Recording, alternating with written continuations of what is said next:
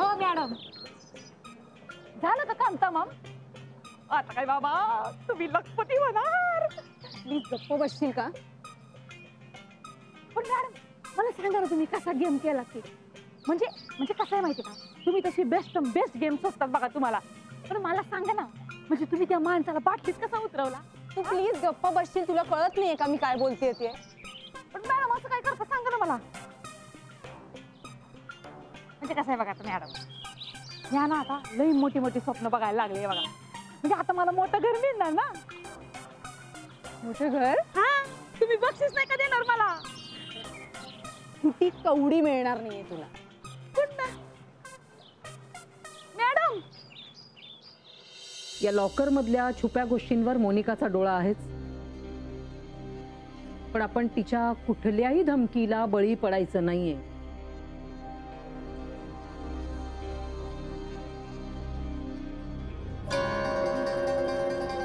हो, कॉन्फरन्स सुरू आहे का इकडे? मिळाला का पासवर्ड?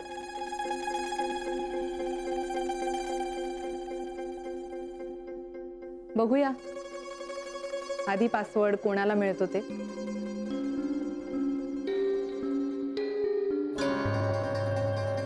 कोणालाही तो आधी मिळाला ना तरी काही प्रॉब्लेम नाहीये, कारण त्या लॉकरची ऑथॉरिटी फक्त माझ्याकडे आणि माझ्याकडेच आहे. त्यामुळे तो तुला समजल्यानंतर तू काही त्यात करू शकशील या भ्रमात राहू नकोस. तू या लॉकरच्या संदर्भातलं जे काही डिसिजन मेकिंग आहे ते फक्त माझ्याकडे आणि फक्त माझ्याचकडे.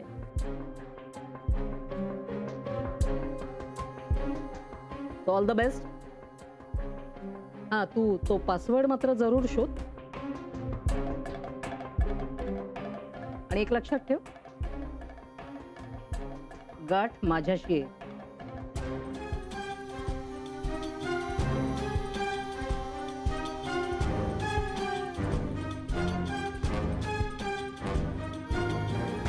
मोनिका, आता तयारी ठेव ग बाई, अजून बरंच काही घडवायचंय मला आणि ते मी घडवणारच.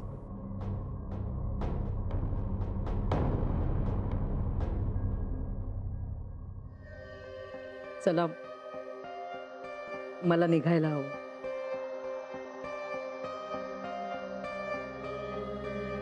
माझी एक मीटिंग आहे आता.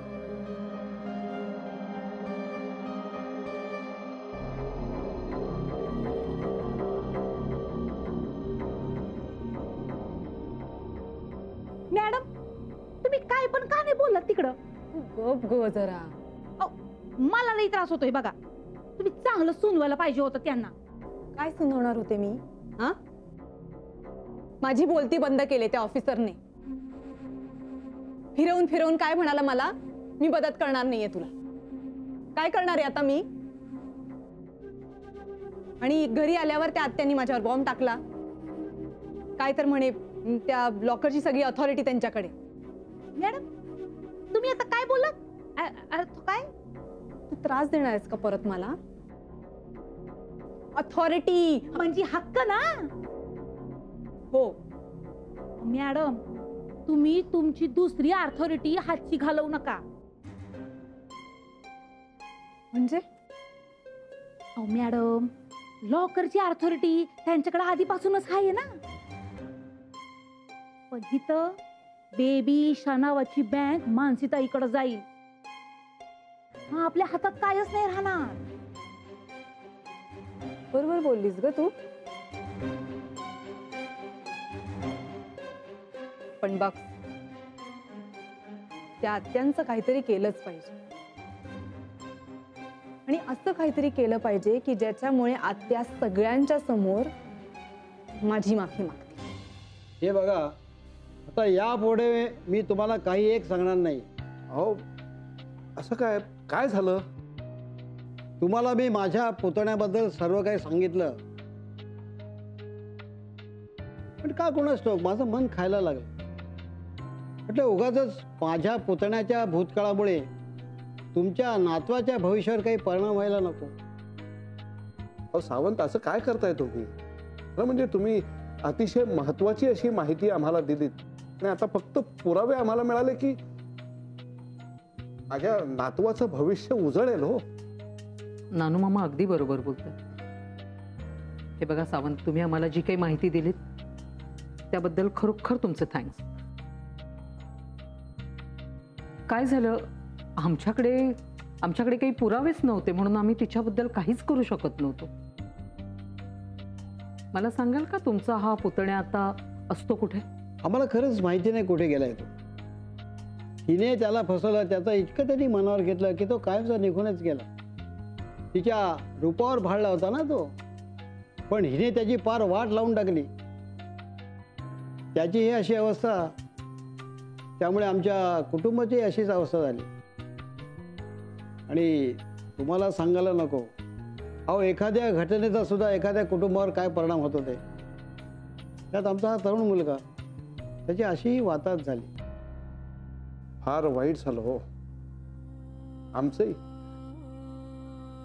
फक्त एकच की आम्ही चूक सुधारू शकतो. सावंत, पण तो असं घर सोडून का गेला? अहो हिनेच काहीतरी केलं असणार. काय केलं असेल ग मोनिकानं? मला नाही माहित. त्यांना एवढा कॉन्फिडन्स कशामुळे आलाय? ऍक्च्युली त्यांच्यासमोर काय बोलावं हेच सुचत नव्हतं मला. नाही, पण हा कॉन्फिडन्स नक्की कुठून आलाय हे मला शोधून काढायला हवं. और बघ, खूप कामं वाढली आहेत आपली, खूप.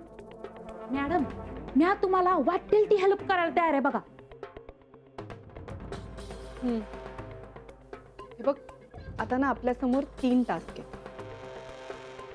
एक तर आपल्याला पासवर्ड शोधून काढायचा आहे, दुसरं म्हणजे मानसीला घरापासून लांब ठेवायचंय, आणि आता तिसरं म्हणजे निर्मला आत्या आणि नानू मामा दोघंही मिळून नक्की काय शोधतायत हे आपल्याला शोधून काढायला हवं आणि त्यांना गप्प करायला.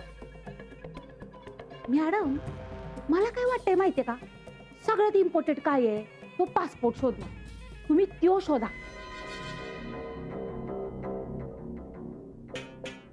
वा ग, तुला माझ्यापेक्षा जास्त पासवर्ड आणि लॉकर मध्ये इंटरेस्ट आहे का? अहो नाही मॅडम, मला काय करायचंय, मला तुमची दया येते ना. नाही म्हणजे तुमचा फायदा व्हावा असं वाटतं ना मला, म्हणून. तू जेवढी साधी दिसतेस तेवढी साधी नाहीयेस हे माहितीये ना तुला. पण ठीक आहे, ठेवते आत्ता तुझ्यावर विश्वास. तसंही दुसरा काही ऑप्शन नाहीये ना माझ्याकडे आता. मॅडम तुम्ही माझं ऐका, 5-6 दिवस ना कुठं घराबाहेर जाऊ नका, घरातच थांबा. म्हणजे काय आहे, मानसीताईंवर तुम्हाला लक्ष ठेवता येईल ना, आणि घरात काय चाललंय ते बी बघता येईल. की बेबी ईशा मानसीताईकडे जाऊ नये असं वाटत असेल ना, तर तुम्ही घरीच थांबा. ऍक्च्युली तू बरोबर बोलतेस का? म्हणजे मी घराच्या बाहेर पाऊल टाकलं की घरात काहीतरी घडतं. मी घरी थांबायलाच हवं, किमान थोडे दिवस. पण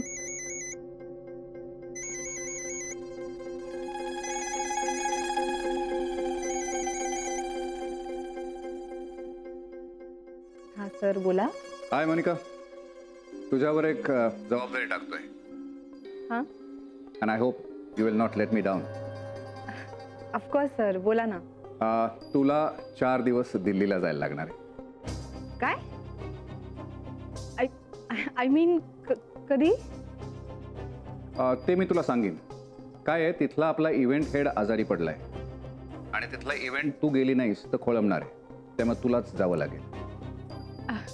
of course sir, I don't mind, पण एवढ्या शॉर्ट नोटीसवर, आय मीन माझी लहान मुलगी आहे ना sir. Oh come on Monica, तू जॉईन केलंस त्यावेळेला तू सांगितलं होतंस की आई म्हणून तुझी जबाबदारी नोकरीच्या आड येणार नाही. You remember that? या. वाटतं तर ओह कम ऑन. अगं मग तेच कारण काय देतेस मला? It's your chance, golden chance. So be ready. दिल्लीला जायचंय, तयारी कर. नाही तर सोड नोकरी आणि घरी बस. Is that okay? मी ट्राय करते. ट्राय नाही, तुला जावंच लागेल दिल्लीला. Get ready. बाय.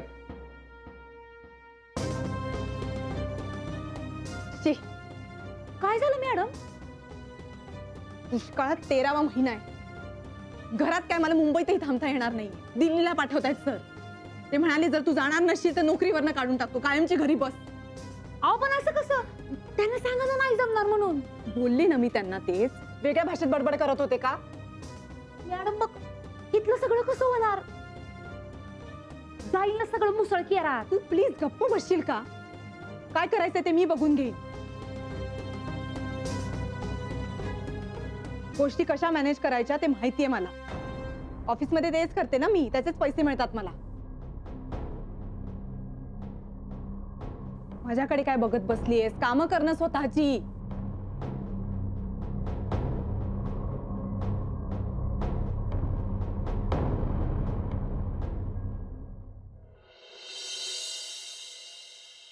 मधु काका. अरे तू कसे आहात? मी बरं आहे. मला द्या ना, मी पिशवी. अरे नको, माझ्याकडे काही काम होतं का तुझं? हो, ऍक्च्युली मला तुमची थोडी मदत हवी होती. माझी मदत? अगं मी तुला काय मदत करणार?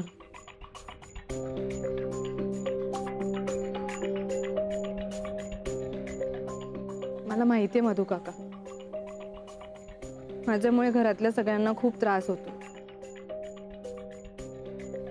आणि तुम्हालाही कुठेतरी तसंच वाटतंय. म्हणजे माझ्याविषयी घरातल्या प्रत्येक माणसाच्या मनात अढी निर्माण झाली ही गोष्ट माहितीये मला, आणि त्यात काहीच चूक नाहीये. तुमची काहीच चूक नाहीये. कदाचित माझीच काहीतरी चूक असेल, पण माझी चूक मला सुधारायची. तुझं झालं का बोलून? नाही, मला आतमध्ये जायचंय, बरीचशी कामं राहिली आहेत ग.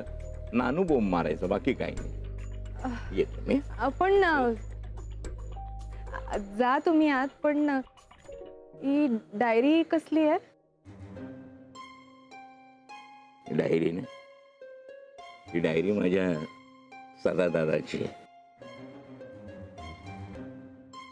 पर्सनल आहे, त्यामुळे तुझी किती जरी इच्छा असली ती पाहायची तर मी ती नाही देऊ शकत.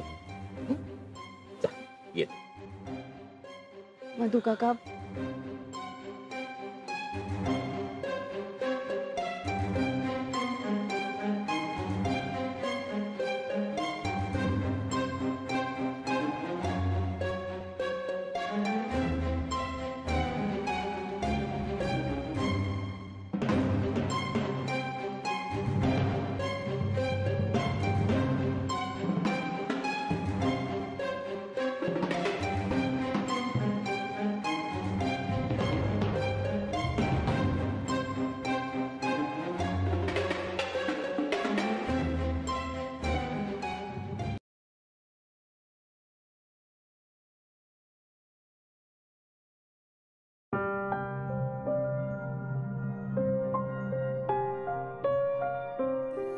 हे काय?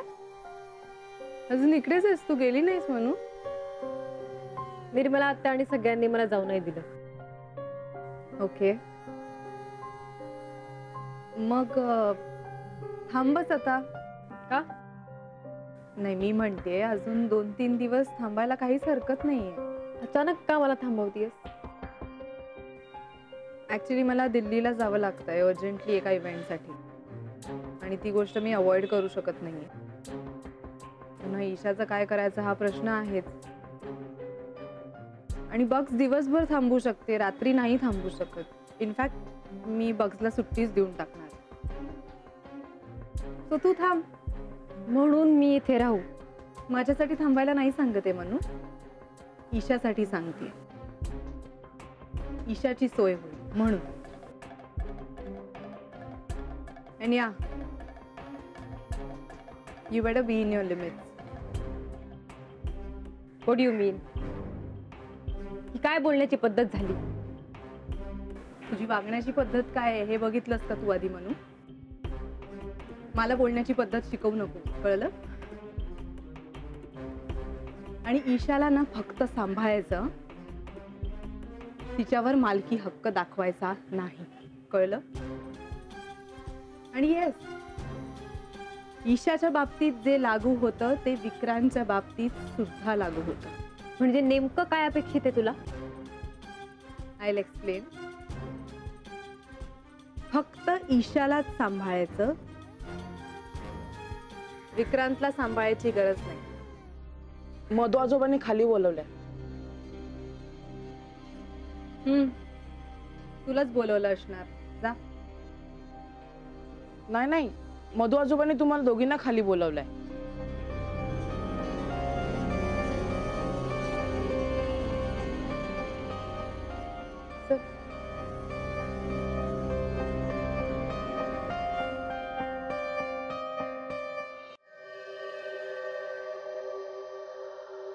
जमले का सगळे? हो हो, ये बैस.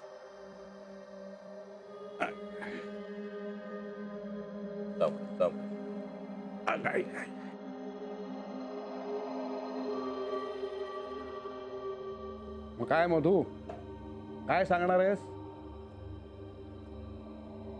अरे 2 मिनिटांनी कळणारच आहे ना तुला, जरा थांब ना.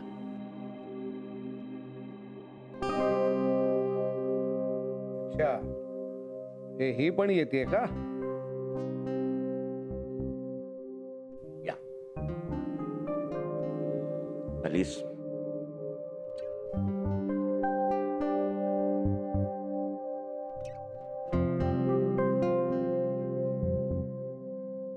मी खरं तर तुझ्यासाठीच थांबलो होतो. तुम्हाला सगळ्यांनाच माहिती आहे की मी काही जुनी कागदपत्र शोधत होतो आणि त्यात मला एक जुनी पण महत्वाची अशी माहिती हाताशी लागलेली आहे. ती तुम्हाला सगळ्यांना सांगावी म्हणून मी इथे बोलावलेला.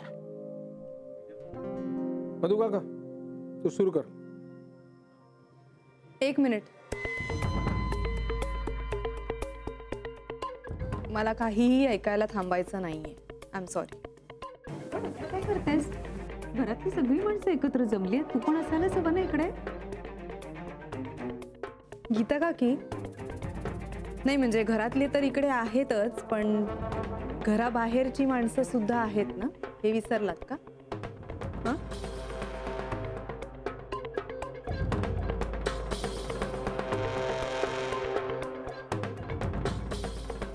मोनिका, उगाच वाद नको.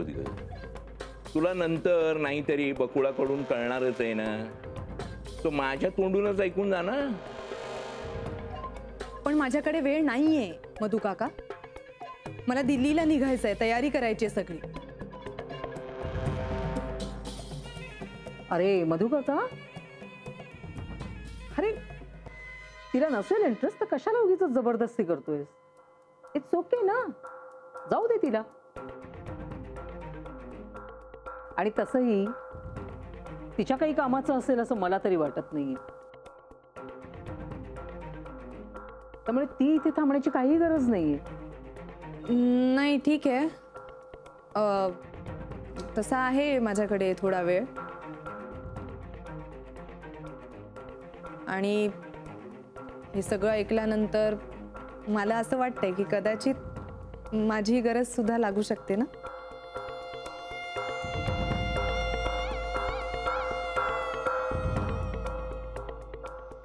So I will weight.